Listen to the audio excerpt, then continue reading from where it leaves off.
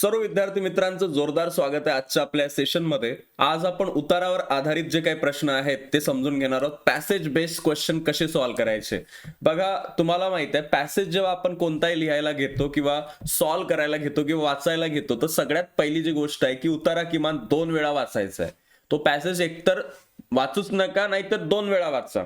कारण वाचलं नाही तर डायरेक्ट उत्तर काढायचे तुमच्याकडे ऑप्शन आहे. डायरेक्ट प्रश्न पाहायचा, डायरेक्ट शोधायचं त्याच्यात. आणि वाचायचा असेल उत्तरा तर 2 वेळा वाचा. कारण काय की पहिल्यांदा वाचताना पूर्ण अर्थ समजतच नाही, तो अर्थ समजून घ्यावा लागतो. आणि दुसऱ्यांदा वाचताना शब्द, नावं, घटना ह्या अंडरलाईन कराव्या लागतात, हा सर्कल कराव्या लागतात. या पद्धतीनं तुम्ही करू शकता. दुसरी जी महत्वाची गोष्ट आहे की प्रश्न आधी वाचा. तुम्हाला उतारा जर वाचायचा असेल तर सर्वप्रथम प्रश्न नीट वाचा की याच्यावर कोणकोणते क्वेश्चन्स येतात, आलेले आहेत, विचारलेले आहेत. आणि प्रश्न पाहून मग उतार्यात तुम्ही जाऊ शकता. मला सांगा कमेंट बॉक्समध्ये तुम्ही काय करता. तुम्ही आधी पॅसेज वाचता, उतारा वाचता की डायरेक्ट प्रश्न वाचता, हे सांगा कमेंट बॉक्समध्ये. कोणतीही माहिती शोधायची आहे ते आधी लक्षात घेतलं पाहिजे आणि त्यामुळे उतार्यातून उत्तर शोधणं आपल्यासाठी सोपं होतं. त्यानंतर प्रश्नाचा आकार ओळखायचा असतो. उतार्यात प्रश्न जसे आहे तसे मिळतं, पण उतार्यातील वाक्यामध्ये थोडंसं आपल्याला बदलासह लिहायचं असतं.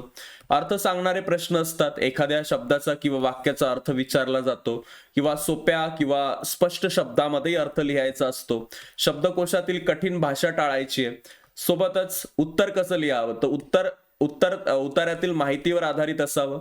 प्रश्नाला थेट स्पष्ट उत्तर द्यावं. गरजेपेक्षा जास्त लांब उत्तर लिहायचं नाही आणि भाषा सोपी, शुद्ध आणि स्पष्ट असली पाहिजे. तर हे काम तुम्ही करू शकता.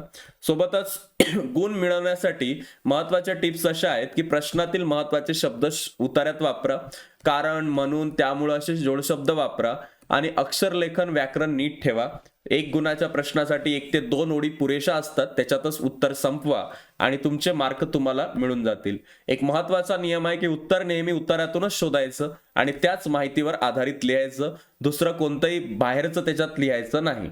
एखादा असा पॅसेज आहे समजा की तामिळनाडूच्या पश्चिमेस समुद्रकिनारी रामेश्वरम नावाचं एक छोटं गाव आहे. शिव मंदिरामुळे ते प्रसिद्ध आहे. प्रभू श्रीरामचंद्रांनी भूमीत पाय ठेवले अशी इथल्या लोकांची धारणा होती. 15 ऑक्टोबर 1931 ला डॉक्टर APJ अब्दुल कलाम यांचा इथे जन्म झाला आणि त्यांच्या वडिलांचं उत्पन्नाचं मुख्य साधन रामेश्वरम ते धनुष्कोडीपर्यंत यात्रेकरूंना ने-आण करण्याचं होतं. संपूर्ण कुटुंबाचा चरितार्थ यावर अवलंबून होता. परंतु एका मोठ्या वादळामुळे रामेश्वरमच्या किनाऱ्याला जबरदस्त तडाखा बसला आणि त्यात होडीचे पूर्ण नुकसान झालं. अशा बिकट प्रसंगी आता हा एवढा मोठा पॅसेज आहे. काय क्वेश्चन येऊ शकतो. अब्दुल कलाम यांचा जन्म कुठं झाला तर तुम्हाला रामेश्वरम.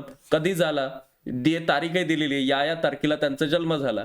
असे सिंपल क्वेश्चन्स तुम्ही स्वतः पण एखाद्या पॅसेजला वाचून तयार करू शकता. त्यामुळे तुमच्यासाठी पॅसेज सोडवणं हे एक मोठी गोष्ट नाहीये. ते फक्त एक अभ्यासाची आणि एक प्रॅक्टिसची गोष्ट आहे, जे की आपल्या क्लासमधल्या सर्व विद्यार्थ्यांना जमू शकते असं मला वाटतं. तुम्हाला अजूनही जर पॅसेज कुठं सापडले नसतील तर तुम्ही एक काम करा. स्कॉलरशिप 8th स्टँडर्ड असं सर्च करा आणि पुढे टाका. प्रिव्हियस इयर क्वेश्चन पेपर, तुम्हाला मागील सर्व प्रश्नपत्रिका भेटतील. त्यातले मराठीचे पेपर तुम्ही डाउनलोड करा आणि ते पॅसेज पहा की कसे विचारलेले आहेत आणि त्याच्या झेरॉक्सही काढू शकता. हे झेरॉक्स काढून तुम्ही वेगवेगळे क्वेश्चन्स घरी सॉल्व्ह करू शकता. तुमचे काही अजून सजेशन्स असतील तुमच्या मित्रांसाठी कमेंट बॉक्समध्ये सांगा की आपण पॅसेज असा सोडवला तर अजून फायदा होऊ शकतो आपला. कारण पॅसेजचे मार्क फुकटचे आहेत आणि ते फुकटचे मार्क आपल्याला जाऊ द्यायचे नाही आहेत. तो सगळ्यांनी या गोष्टीकडे लक्ष केंद्रित करून या गोष्टीला चांगल्या पद्धतीने सोडवा. Thank you so much. भेटूया आता आपण पुढील व्हिडिओमध्ये.